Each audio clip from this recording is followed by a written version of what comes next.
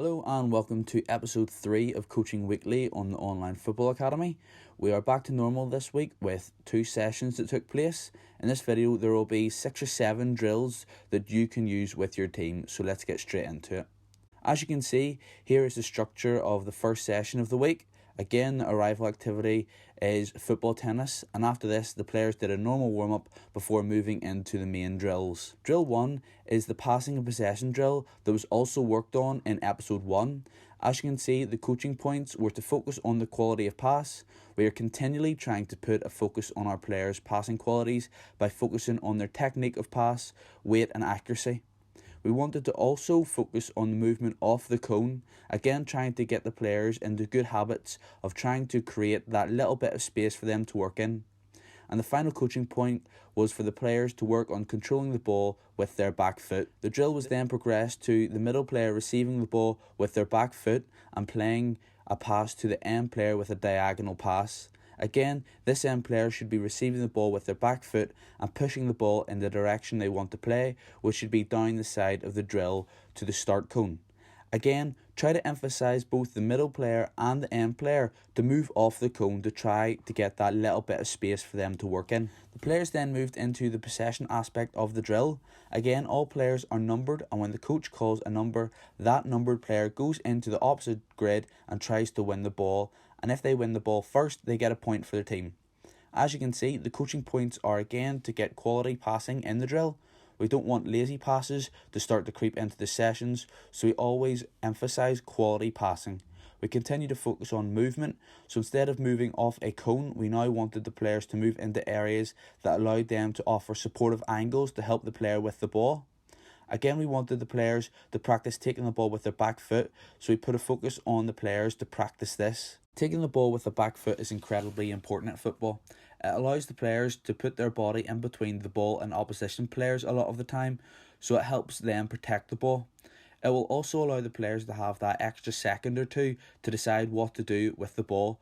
Plus, taking the ball with the back foot allows players to push the ball in the direction they want to play, which will then help them in their decision making and making sure they keep possession of the ball. Drill 2 was working inside the 18-yard box. One of the teams defended the big goal and kept possession with the goalkeeper to try and score in 2 of the smaller nets.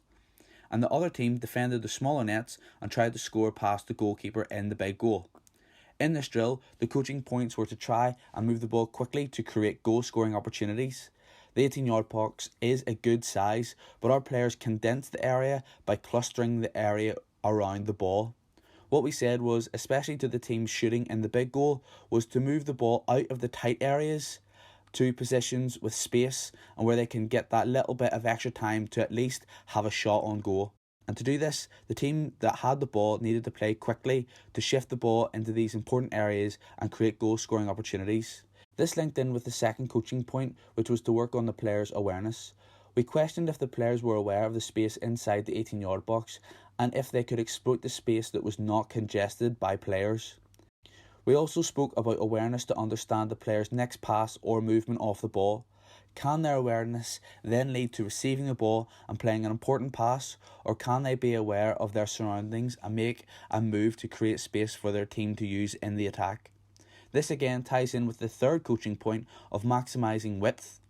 Like I said, the players congested the area, which left lots of space in wide areas of the 18-yard box.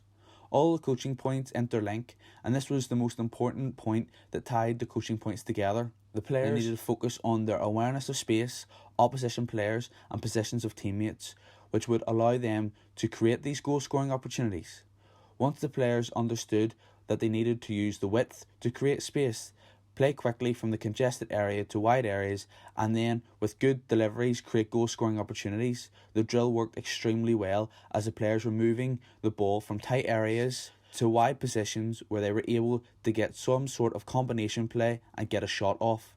We then moved into small-sided games where the focus was to continue to work on the coaching points that were spoken about in the main drills. These quality passes did not mean continually playing forward passes, but making good passes that will allow your team to keep possession of the ball until they were able to create a good goal-scoring opportunity. The next coaching point was again movement off the ball. Again, the movement off the ball was for players who were tightly marked and needed to get away from their opponent by making little body movements to create that little bit of space for them so they can be able to receive the ball or make that extra little movement that will create space for their teammate.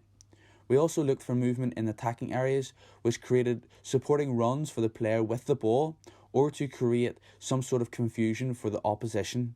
Again, this movement does not always result in that player gaining possession of the ball. The last coaching point was to create width in the attack. Again, focusing on that quality of pass, movement off the ball, which would allow the attack to move into wide areas of the pitch. Once it was into these wide areas, can the players create 1v1 opportunities or deliver a pass or cross to a teammate who can try and score? In the second session of the week, the structure was, as you can see on the screen now, arrival activity with football, tennis, then a warm-up, which was a passing exercise, then into 3 drills and finishing with small-sided games. We did not focus too much on the coaching points for the warm-up as we wanted the players to get a good feel for the ball, but we did touch on the use of the back foot. Using the back foot was a continuing theme for this week's sessions, and thankfully the players took it on board and were really trying to use their back foot in all the drills for the second session. We also quickly touched on making good angles off the ball in this drill by moving the ball around the cone. Some of the players did get a little confused about where they should be positioned to take the ball around the cone, but once they understood that they needed to make angles off the back of the cone and use their back foot to push the ball in the direction they wanted to play, the drill worked really well. We then split the squad into 3 groups. Drill 1 was a 4v2 or 5v2 depending on numbers, but that was a 4v2 or 5v2 rondo. The coaching points in this were quite simple: keep possession of the ball, know your next pass, and create supporting angles. Rondos are great for getting lots of touches in tight areas. The coaching points made sure that the players needed to be aware of their surroundings and making sure that they needed to play quickly. There is an overload, so the team with the ball should be keeping the possession, no problem. But that is when this sort of confidence or lack of concentration comes into play for some players who make silly decisions which can ruin the flow of the drill. Knowing your next pass is so important at football, and these rondos really get the players thinking about where their next pass should be when they receive the ball. This ties into creating good angles. The area for rondos should be tight, so the players off the ball need to be working really hard to get across those short distances quickly to create angles for the teammate with the ball.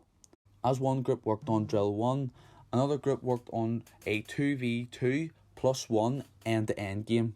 As you can see, there are 2 end players, 2 blue players, 2 red players, and a green player who's a neutral player. The team with the ball tries to move the ball from one end player to the other end player, and if they do this successfully, they get 1 point.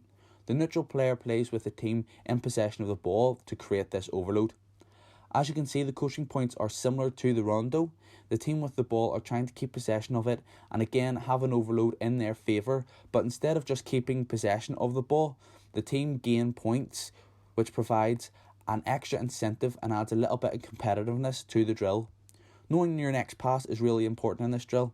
If the players get too comfortable or lazy and do not know the next pass, this can result in losing possession and then having to do extremely hard work of trying to win back the ball from the opposition while being overloaded.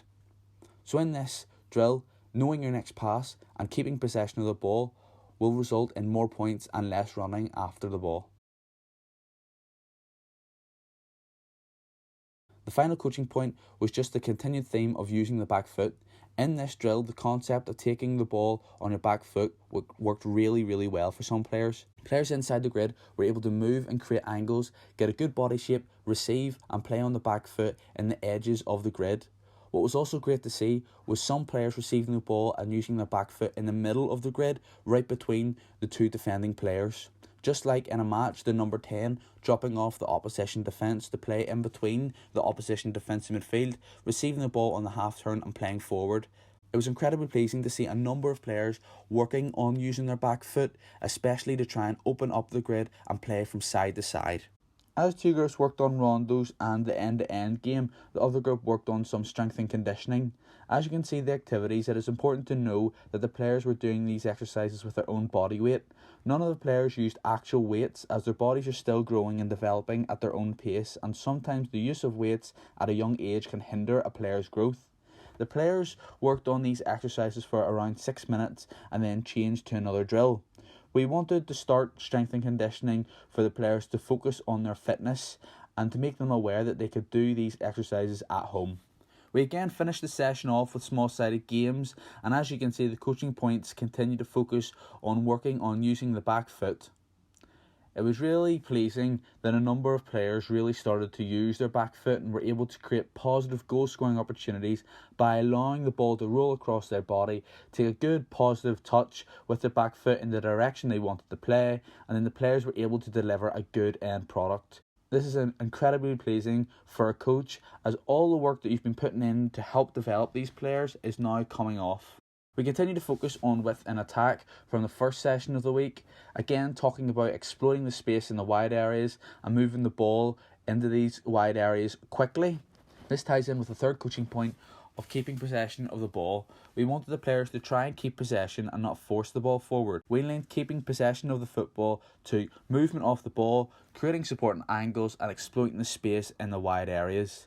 What was incredibly pleasing for the second session of the entire week, and especially in the small-sided games, was that all the things that we worked upon throughout the week came into play in this final small-sided games. It was nice to see that players were trying to keep possession of the ball and not forcing it forward, using their back foot and using the width in the areas to try and create those goal-scoring opportunities. So that is it for episode 3 of Coaching Weekly. We hope you have enjoyed this week's episode, and hopefully you can use some of these exercises and information with your players. And if you do use the exercises and information with your players, please let us know how you got on and how your players reacted to the drills and to the information.